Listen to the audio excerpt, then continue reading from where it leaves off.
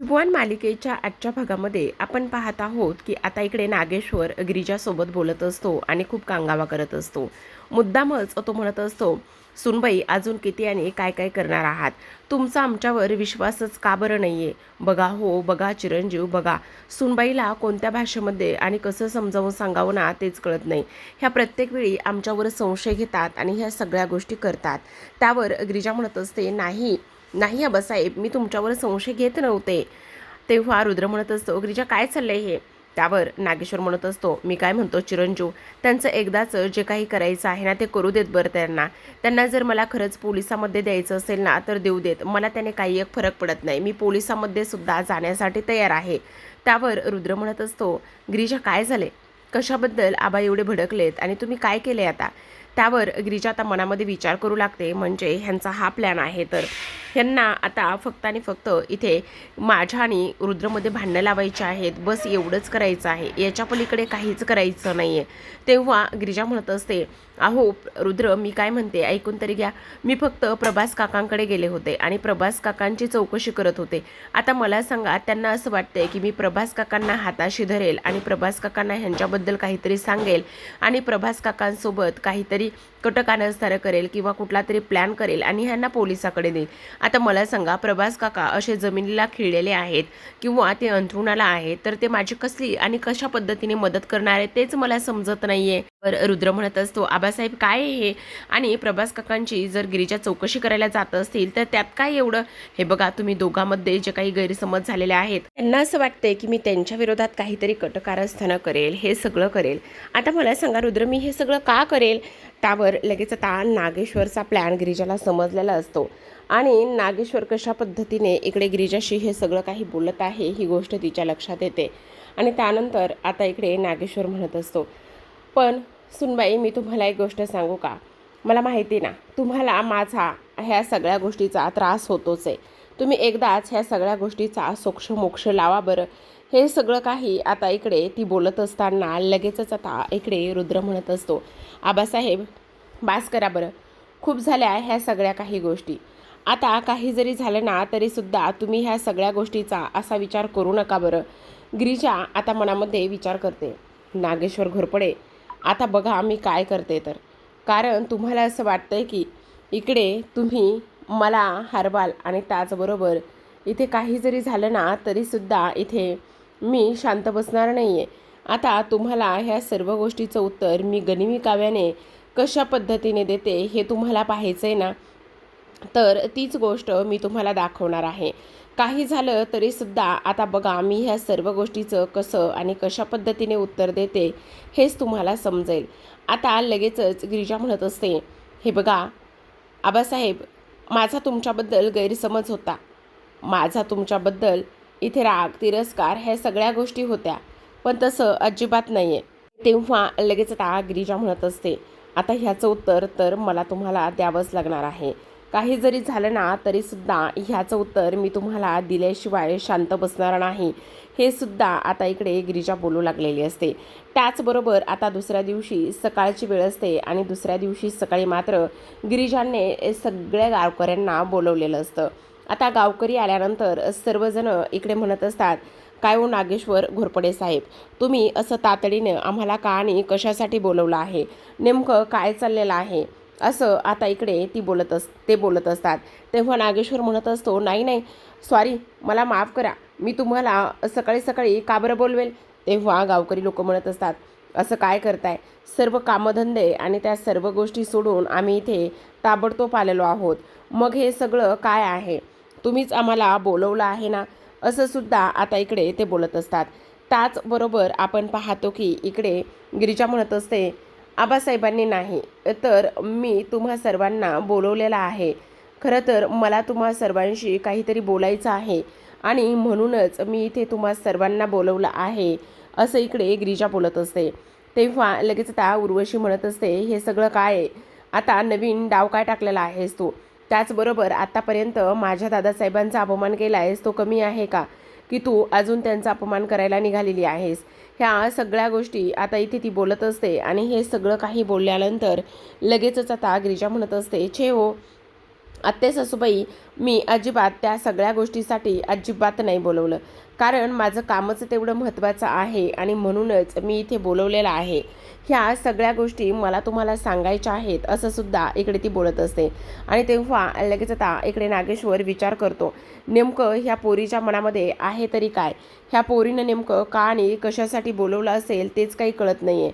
म्हणजे हिच्या डोक्यामध्ये काय प्लॅन आहे, पुन्हा इथे आमच्यासोबत चांगुलपणाचा आव आणून पुन्हा गावकऱ्यांसमोर आमचा अपमान करते की काय, असं सुद्धा आता नागेश्वर इथे विचार करू लागलेला असतो. तेवढ्यातच आता गिरिजा धावतच जाते आणि धावतच गिरिजा गेल्यानंतर इकडे नागेश्वरचे दोन्ही पाय पकडत असते आणि डोकं ठेवत असते. हा सगळा प्रकार गावकऱ्यांसमोर होत असतो. गावकरी तर सगळं काही पाहतच असतात. गावकऱ्यांना तर हे सगळं काय आहे, काय चाललंय हे समजत नसतं. त्याचबरोबर रुद्रसुद्धा हे सगळं काही पाहून चकितच झालेला असतो. आता नागेश्वरच्या पायावर गिरिजाचे हात आणि डोकं दोन्ही असतं आणि तेव्हा लगेच आता गिरिजा म्हणत असते, आबासाहेब, खरं तर मला तुमची माफी मागायची आहे. तेव्हा नागेश्वर म्हणत असतात, अहो सुनबाई, तुम्ही हे काय करताय, आमची आणि माफी कशामुळे मागताय, नेमकं काय चाललेलं आहे हे बघा, प्लीज तुम्ही असं काही एक करू नका, आमची माफी मागण्याची तुम्हाला काही एक गरज नाही आहे. पण तेव्हा गिरिजा म्हणत असते, नाही आबासाहेब, नाही, आत्तापर्यंत मी खूप चुका केल्यात, आत्तापर्यंत खूपदा माती खाल्ली मी, आणि त्याचमुळे मी तुमची माफी मागत आहे, मला माफ करा. खरं तर मी खूप चुकीची वागलेली आहे असं सुद्धा आता इकडे गिरिजा म्हणत असते. आणि हे सगळं काही बोलत असताना लगेचच आता इकडे जो काही नागेश्वर आहे तो म्हणत असतो, म्हणजे नेमकं ह्या पोरीच्या मनामध्ये आहे तरी काय, ही पोरगी असं का करायला लागलेली आहे, असं सुद्धा आता इकडे तो बोलत असतो आणि विचार करत असतो. तेव्हाच आपण पाहतो की हे सगळं काही झाल्यानंतर आता लगेचच गिरिजा म्हणत असते, खरं तर आबासाहेब, मी आत्तापर्यंत खूप काही चुका केल्यात, आत्तापर्यंत मी फार चुकीची वागलेली आहे, आत्तापर्यंत तुमच्यावर नाही नाही ते आरोप केलेत. त्यावर उर्वशी म्हणत असते, हे तुझे असले नाटकं बंद कर, आत्ताच्या आत्ता उठ आणि ह्या सगळ्या काही ज्या गोष्टी करतेस ना त्या बंद कर. आतापर्यंत तुझी लायकी नसताना इथे तुला आम्ही ह्या घरामध्ये घेतले, आणि लायकी नसताना तुला ह्या घरामध्ये घेतल्यानंतर तू आमच्यासोबतच अशा पद्धतीने वागतेस, हे आम्हाला अजिबात सहन होत नाही, असं सुद्धा आता इकडे ती बोलत असते. तेव्हा लगेच गिरिजा म्हणत असते, खरं आहे आत्ते सासूबाई तुमचं, मी आत्तापर्यंत तुम्हा सर्वांचा फार अपमान केला आहे, आत्तापर्यंत मी इकडे पोलिसांना बोलवलं आणि त्याचबरोबर इकडे नागेश्वर साहेबांना विरोधात हे सगळं काही बोलले, त्या सगळ्या गोष्टीसाठी मी खरंच तुमची सर्वांची माफी मागत आहे, मला खरंच तुम्ही सर्वजण माफ करा. हे सगळं काही ती इथे बोलत असते. आणि त्याचबरोबर ती हेही बोलते की आता गावकऱ्यांची सुद्धा मला माफी मागायची आहे, कारण मी इकडे तुमचं जे काही दैवत आहे त्या दैवतावरच आरोप केले आणि त्या दैवतालाच मी इथे दुखावलं आहे, त्याचमुळे मी तुम्हा सर्वांची सुद्धा माफी मागते, असं सुद्धा आता इकडे ती बोलू लागते. हे सगळं काही बोलल्यानंतर आता गावकरी म्हणत असतात, अगं, तुझ्या एक गोष्ट लक्षात येते का, तू कशी आणि कशा पद्धतीने वागलेस हे तुला समजत नाही आहे, कारण इकडे तुझी लायकी नसताना सुद्धा इकडे नागेश्वर साहेबांनी तुला सून करून घेतलं आहे, आणि लायकी नसताना सुद्धा तुला सून करून घेतलं, आणि त्याचबरोबर तू आत्ता त्यांच्यासोबत अशी वागलेली आहेस, आणि त्याचबरोबर आणि हे असं कसं काय होऊ शकतं, ह्या गोष्टी तुला समजताय का, ह्या गोष्टी तुला समजत नाही आहेत. त्यावर गिरिजा म्हणत असते, हे बघा, खरंच मला माफ करा, मी म्हणते ना माझी चूक झाली म्हणून, तेव्हासुद्धा सेम तशीच चूक झाली होती आणि आत्तासुद्धा तशीच चूक झाली आहे. त्यावर गावकरी म्हणत असतात, हो, पण तू काय केलं होतंस, तू इकडे जे काही नागेश्वर आहेत त्यांना तुझी माफी मागायला लावली होतीस, हे सगळं तुझ्या लक्षात येतंय का. त्यावर ती म्हणत असते, हो, ते सुद्धा माझ्या चांगल्या पद्धतीने लक्षात आहे, आणि आज मला माझ्या केलेल्या चुकीची सर्व काही जाणीव झालेली आहे, आणि केलेल्या चुकीची सर्व काही जाणीव झाल्यानंतरच मी हा मोठा निर्णय घेतला आहे. इथून पुढे मी साहेबांच्या म्हणजे नागेश्वर साहेबांच्या विरोधामध्ये काहीच बोलणार नाही आहे, किंवा मी कोणत्याही गोष्टीच्या त्यांच्या विरोधात जाणार नाही आहे, असं सुद्धा आता इकडे ती बोलत असते. आता हे सगळं काही बोलल्यानंतर जो काही रुद्र आहे त्याला तर गिरिजाचं हे वागणं समजत नसतं.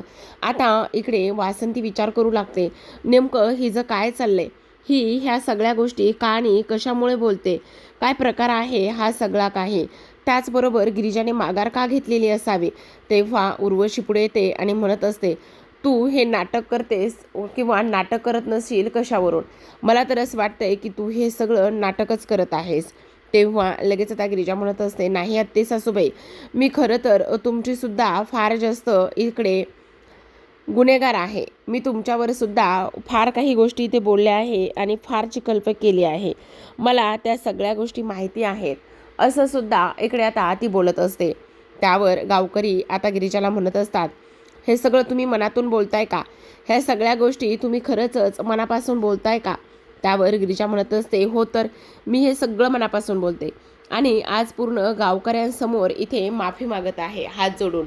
कारण झालेल्या गोष्टीचा मला इथे फार पश्चाताप आहे. त्याचबरोबर इथे तुमचे सर्वांचे लाडके आणि सर्वांच्या आवडीचे जे काही इथे नागेश्वर घोरपडे साहेब आहेत, त्यांच्यासोबत मी असं वागायला नको होतं.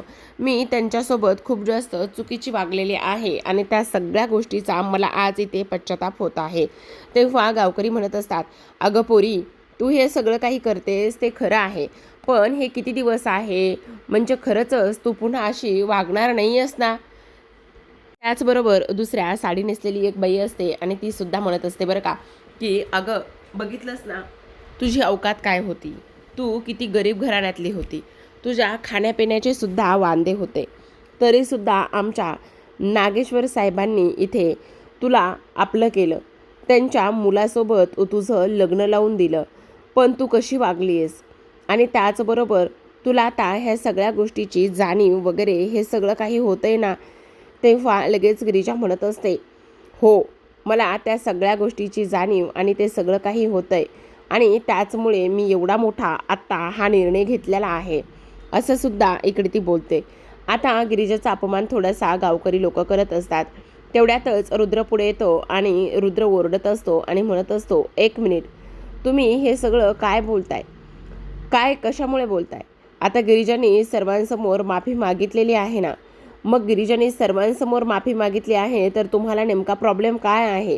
हे बघा, ती माझी बायको आहे आणि तिचा अपमान झालेला मी अजिबात सहन करणार नाही. प्लीज तुम्ही हे आत्ताच्या आत्ता थांबवा. त्यावर लगेच आता गिरिजा म्हणत असते, असू द्या रुद्र, त्यांच्या ह्या अशा बोलण्याने मला काही एक फरक पडत नाही. आणि त्याहूनही सगळ्यात महत्त्वाचं एक सांगू का तुम्हाला? ते त्यांच्या काळजीपोटीच बोलतात. कारण त्यांच्या दैवतावर म्हणजेच आबासाहेबावर फार फार प्रेम आहे ना, म्हणून ते हे सगळ्या गोष्टी बोलत आहेत. मला त्या सगळ्या गोष्टीचा अजिबात राग येत नाही आहे, असं सुद्धा आता इथे गिरिजा बोलत असते. आणि गिरिजाने हे सगळं काही बोलल्यानंतर लगेचच आता इकडे नागेश्वर म्हणत असतो, सुनबाई सुनबाई, बास करा बरं. तुमचं हे जे काही माफी मागणं आणि त्या सगळ्या गोष्टी बाद झाल्या आता. तुम्ही हे असं माफी वगैरे मागून ह्या सगळ्या गोष्टी करून तुम्ही उगाचच माझा असा अपमान आणि मला असं इथे खाली पाडून बोलू नका बरं. म्हणजे मला असं खूप वाईट वाटतं ह्या सगळ्या काही गोष्टी इथे तुमच्या तोंडून ऐकल्यानंतर आणि हे सगळं काही झाल्यानंतर. प्लीज मला जरा तुम्ही माफ करा. आणि त्याहूनही सगळ्यात महत्त्वाचं म्हणजे तुम्हाला आता इकडे ह्या सगळ्या गोष्टीची जाणीव झाली ना, मग झालं तर आता जर तुम्हाला या सर्व गोष्टींची जाणीव झालेली आहे, तर मग मला त्याने काही एक फरक पडत नाही. तेव्हा गिरिजा म्हणत असते, हो आबासाहेब, मी तुमची पुन्हा एकदा खरंच माफी मागते. आणि गावकरी, तुम्ही तुमचा वेळात वेळ काढून इथंपर्यंत आलात आणि आमच्या सुनबाईंचं म्हणणं तुम्ही ऐकून घेतलं ना, त्या सगळ्यांबद्दल मी तुम्हा सर्वांचा फार ऋणी आहे, असं सुद्धा आता इकडे नागेश्वर बोलत असतो. आणि गिरिजासुद्धा सर्व गावकऱ्यांचे मनापासून आभार मानते आणि मनापासून आभार मानल्यानंतर आता ती तिथून सगळ्या गावकऱ्यांना येण्याची विनंती करत असते. आता इकडे ती तर निघून गेलेली असते, पण इकडे उर्वशी आणि सावीला मात्र फारच मोठा प्रश्न पडलेला असतो. त्या दोघीजणी विचार करू लागतात आणि तेव्हा विचार करत असताना इकडे उर्वशी म्हणत असते, सावी बघितलंस का? तेव्हा सावी म्हणत असते, ह्या गिरिजाचं नेमकं काय चाललंय ना, तेच काही कळत नाही. नेमका हिने असा गेम कसा पालटला आणि त्याचबरोबर तिने चक्क सर्वांसमोर आज आबासाहेबांची माफी मागितली. तेव्हा उर्वशी म्हणत असते, बहुतेक तिचं हे कुठलं कटकारस्थान तर नाही ना, ह्या सगळ्या गोष्टी आपल्याला समजायला हव्यात, असं इकडे आता उर्वशी म्हणत असते. तर आता दुसऱ्या बाजूला आपण पाहतो की गिरिजा घरातल्याच देवीसमोर हात जोडून उभी असते आणि तेवढ्यातच तिथे आता वासंती येते आणि म्हणत असते, काय चाललंय गिरिजा तुझं? तू वेडी का खुळी? तू अशी माघार कशी काय घेतलीस? तेव्हा गिरिजा म्हणत असते, हो आईसाहेब, कारण मी इथे दादा आबासाहेबांना ओळखण्यात फार मोठी चूक केलेली आहे. नागेश्वर घोरपडे इथे सत्याचा पुतळा आहेत, त्याचबरोबर ते रुद्रचं दैवत आहेत. आणि सगळ्यात महत्त्वाची गोष्ट म्हणजे की इकडे मी त्यांच्या विरोधात काहीच बोलू शकत नाही किंवा काहीच करू शकत नाही. खरं तर मला त्यांचे आभार मानले पाहिजेत, त्यांनी मला ह्या घरात सून करून आणलेली आहे. तेव्हा वासंती म्हणत असते, पण गिरिजा तुझं काय चाललंय नेमकं? अगं तू अशी कशी बोलू शकतेस? त्यावर लगेच आता गिरिजा देवीला हळदी कुंकू वाहते आणि म्हणत असते, आई तुम्ही सुद्धा हात जोडा आणि तुम्ही सुद्धा देवीकडे प्रार्थनाच करा. तेव्हा लगेच आता गिरिजा तिला खुणावते की तिकडे मागे बघा कोण आहे. कारण उर्वशी ह्या दोघींचं बोलणं चोरून ऐकत असते. आता वासंतीला सुद्धा समजतं की गिरिजा हे सगळं काही जे बोलते ना ते एक नाटक आहे. तेव्हा आता गिरिजा देवीसमोर हात जोडते आणि म्हणत असते, हे देवी आई, आत्तापर्यंत मी फार चुका केलेल्या आहेत. नागेश्वर घोरपडे साहेबांवरती अविश्वास दाखवला आणि अविश्वास दाखवून त्यांना पोलिसांच्या ताब्यात सुद्धा द्यायला निघाले होते. माझ्या मनामध्ये त्यांच्याबद्दल आता कोणतीही शंका कुशंका नाहीये. मला आता त्यांच्या विरोधामध्ये कोणतेही पुरावे जमा करायचे नाहीत किंवा काहीही करायचं नाहीये. मी आतापर्यंत फार जास्त चुकीची वागली आहे, असं इकडे ती बोलत असते. त्यावर लगेचच आता वासंतीला सुद्धा ती म्हणते, आई तुम्ही सुद्धा देवीकडे हात जोडा आणि प्रार्थना करा की इकडे काही जरी झालं तरी सुद्धा आमच्या नवरा बायकोमध्ये आणि त्याचबरोबर सासरे आणि सुनामध्ये सुद्धा कुठलीही फूट पडू नये. आई तुम्हाला एक गोष्ट सांगू का, मला आता माझा संसार करायचा आहे. मला आता कोणत्याही गोष्टीकडे लक्ष द्यायचं नाही आहे, मला माझ्या संसाराकडे लक्ष द्यायचं आहे. आणि सगळ्यात महत्त्वाची म्हणजे की इथे आता रुद्रला सुद्धा मला वेळ द्यायचा आहे, असं इकडे ती बोलत असते आणि देवीला प्रार्थना करू लागते. तेवढ्यातच वासंती म्हणत असते, अगं गिरिजा ते सगळं काही ठीक आहे गं, पण मला एक गोष्ट सांग, एवढं सगळं तू कसं करणार आहेस? म्हणजे आता नागेश्वर आणि त्याचबरोबर अगं गिरिजा, पण मला नाही कळत गं तू काय बोलतेस काय नाही तर. त्यावर गिरिजा म्हणत असते, आई तुम्ही नका काळजी करू, ही प्रॉपर्टी ही संपत्ती हा हक्क ज्याचा आहे ना त्याला आपण मिळवून देणारच आहोत आणि जे ज्याचं आहे ते त्याला मिळालंच पाहिजे. देवकी आणि त्याचबरोबर त्याच्या मुलीला शोधण्यासाठी आपण दोघी मिळून प्रयत्न करू आणि त्या दोघींना शोधू. तेव्हा वासंती म्हणते, अगं काय बोलतेस तू, इकडे उर्वशी ऐकेल ना. तेव्हा गिरिजा म्हणत असते, नाही आहे बघा तिथे, ती कधीच निघून गेली. असं म्हटल्यानंतर आता इकडे वासंतीच्या जीवात जीव आलेला असतो. ती गिरिजाला आधार देते आणि म्हणत असते, गिरिजा तू जे काही करणार आहेस ना ते सगळ्या गोष्टीशी मी तुझ्या पाठीशी आहे. त्यावर गिरिजा म्हणत असते, हो आईसाहेब मला पूर्ण खात्री आहे, पण तू हे असं अचानकच गावकऱ्यांना बोलवलंस आणि ह्या सगळ्या गोष्टी केल्यास ते काही मला फार कळलं नाही. त्यावर गिरिजा म्हणत असते, त्याचं काय आहे ना, त्यांना असं वाटतं की मी त्यांच्या विरोधात जाऊन खूप काही करते आणि त्याचबरोबर प्रभास काकांचा सुद्धा मी वापर करते असं त्यांना वाटत होतं आणि ते माझ्या आणि रुद्रमध्ये भांडणं लावायला तयार झालते. पण मग आता काट्यानेच काटा काढला पाहिजे ना, त्यामुळे मी गनिमी कावा करतच त्यांचाच डाव त्यांच्यावर पलटून पाडत आता त्यांचा विश्वास जिंकला आहे. त्यावर लगेच वासंती म्हणत असते, पण गिरिजा जरा सांभाळून बरं का, काही जरी झालं ना तरी सुद्धा एक गोष्ट मात्र लक्षात ठेव, तो नागेश्वर आहे. तेव्हा गिरिजा म्हणत असते, आई तुम्ही काळजी करू नका आणि तुम्ही तर मुळात अजिबात घाबरू नका, सगळं काही व्यवस्थित होणार आहे आणि त्याचबरोबर ही जी प्रॉपर्टी आहे ह्या संपत्तीचा जो खरा मालक आहे ना त्याला सुद्धा ती संपत्ती मिळणार आहे, असं सुद्धा आता इकडे गिरिजा बोलत असते. आणि दोघी जणी मिळून देवीकडे प्रार्थना करतात आणि हात जोडून नमस्कार करत असतात की काही झालं तरी देवी आई आमच्या प्रयत्नांना यश दे. त्याचबरोबर जी देवकी आहे आणि त्याचबरोबर तिची मुलगी जी आहे ना ती आम्हा दोघींना सुद्धा लवकरात लवकर सापडू दे, असं गिरिजा देवीकडे गाराणं घालत असते.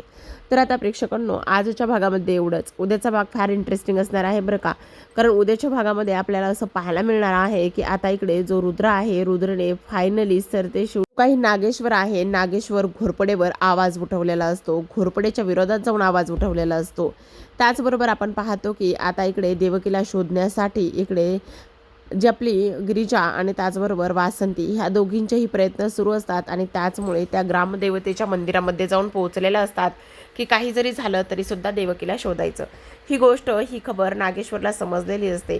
जेव्हा इथे वासंती घरी येते तेव्हा मात्र जो नागेश्वर आहे तो नागेश्वर वासंतीचा गळा वळतो आणि तिला म्हणत असतो, आमच्या विरोधात जाऊन त्या पोरीची मदत जर कराल ना तर जीव घेईल मी तुमचा. तेवढ्यातच रुद्र आणि गिरिजा बाहेरून आलेले असतात. हा सगळा काही प्रकार तो रुद्र उघड्या डोळ्याने पाहतो आणि जोरातच ओरडत असतो, आबासाहेब. असं म्हटल्याबरोबर आता इकडे वासंतीचा गळा त्याच्या हातून सुटलेला असतो खरा, पण गळा सुटलेला असल्यानंतर इकडे आता लगेचच रुद्र म्हणत असतो, तुमचं काय चाललंय हे सगळं? आपण घरातल्या स्त्रीवर इथे अन्याय करत नाही.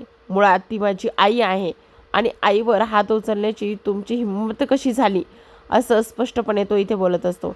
त्याचबरोबर हे सगळं काही बोलत असताना गिरिजाला फार आनंद होत असतो, कारण आज कुठेतरी जाऊन तिचं प्रेम जिंकलेलं असतं. तर अशाच नवनवीन मालिकांचे डेली अपडेट पाहायचे असतील, जाणून घ्यायचे असतील तर नक्की चॅनलला सबस्क्राईब करा. भेटूयात उद्याच्या रिव्ह्यूमध्ये. तोपर्यंत पाहत राहा नशीबवान.